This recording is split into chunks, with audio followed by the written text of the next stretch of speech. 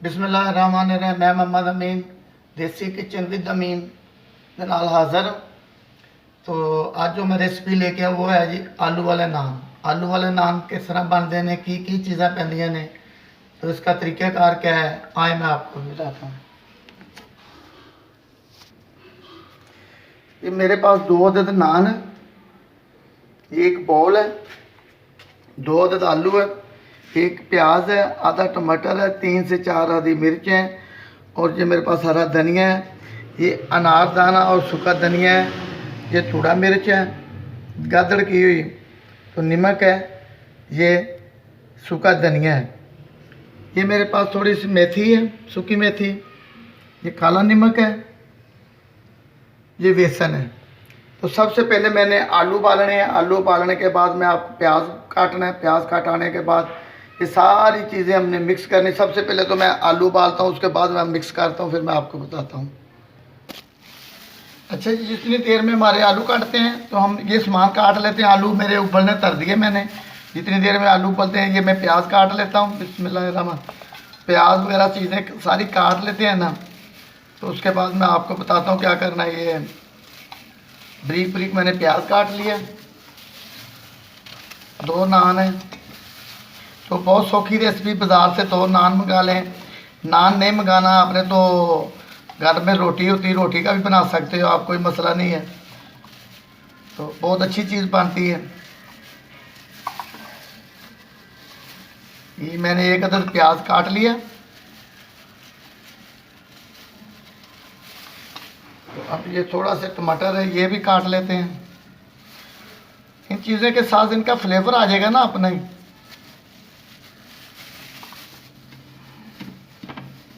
ये 2 से 3 अदद हरी मिर्चें जी। आलू वाले नान 2-3 तरीके हैं। ज़्यादा घी डाल के कढ़ाई में बना सकते हो आप, घी कम डालना तो तवे में बना सकते हो। तवा तो हर घर में होता है, अगर तवे में नहीं बनाने तो फ्राई पैन मिल जाता है। तो मैं जो आपको बताऊंगा, मैं तो तवे पे पता बना के बताऊँगा आपको, बहुत सौखी है रेसिपी है।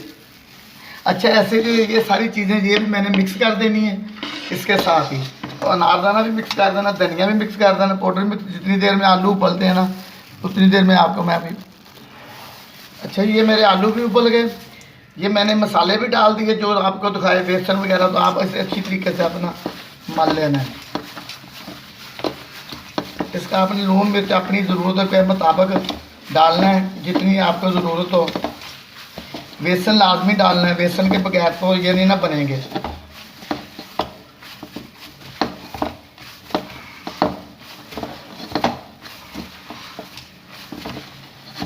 आप इसका लून मिर्च चेक कर लें अच्छी तरीके से। तो बाकी तरीका मैं आपको अभी बताता हूँ। दूसरी तरफ मैं घी रख रहा हूँ। अच्छा जी, ये देखिए हमारा ये मसाला पेस्ट तैयार हो गया सारा ही। जायका भी अच्छा है, इसमें प्याज डालना तो और डाल सकते हैं हम, मगर मैंने जितना डाला बहुत है। इसका फ्लेवर बहुत अच्छा है, पुदीने की चटनी के साथ, हरी चटनी के साथ, अपना धनिया और मिर्च की चटनी के साथ। अच्छा जी, अब क्या करना हमने, ये नान है मेरे पास, इसको हमने पानी लगाना है ऐसे अच्छी तरह से गिला कर लेना है। इसे इसके नीचे नान है उसे भी गिला कर देना है। थोड़ा सा पानी और लगाएं। दोनों नान जो अच्छी तरीके से गिले करने हैं।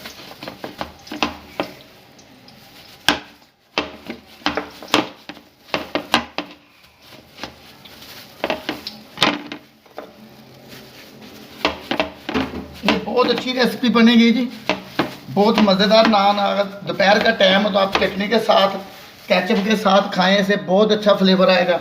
अब क्या करना, हमने ये पकड़ा ऐसे। अगर ज़्यादा घी है आपके पास, बड़े बर्तन, बड़ा बर्तन है, तो आप ऐसा कर सकते हो कि उसमें कर सकते हो। तो वो तो आप पे डिपेंड करता है ना। अगर ज़्यादा बनाने हैं, 5-10 बनाने, फिर तो बेहतर आप कोई कढ़ाई वगैरह ले लें, कढ़ाई में घी डाल लें, तो वो सबसे बेहतर है। वरना मैं तो ये आपको तवे पे बनाना सिखाऊंगा, तो इसका भी जायका बहुत अच्छा बनेगा।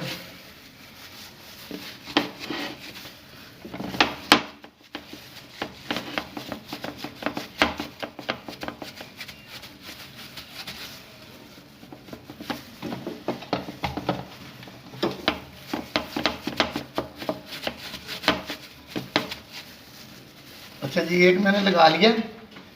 अब ये दूसरा, ये इसे मैं अच्छे तरीके से बना लेता हूँ।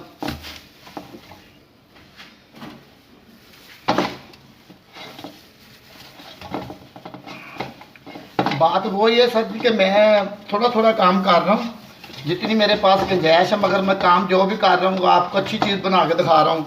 अभी बड़ी ईद आ रही है तो बड़ी ईद की रेसिपियाँ मैं बना के दिखाऊँगा आपको।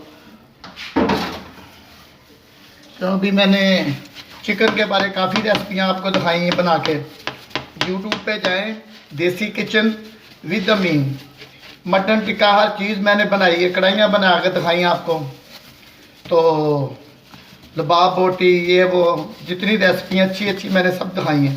तवा पीस हो गया, सेवियाँ हो गई, चटनी कैसे बनती है।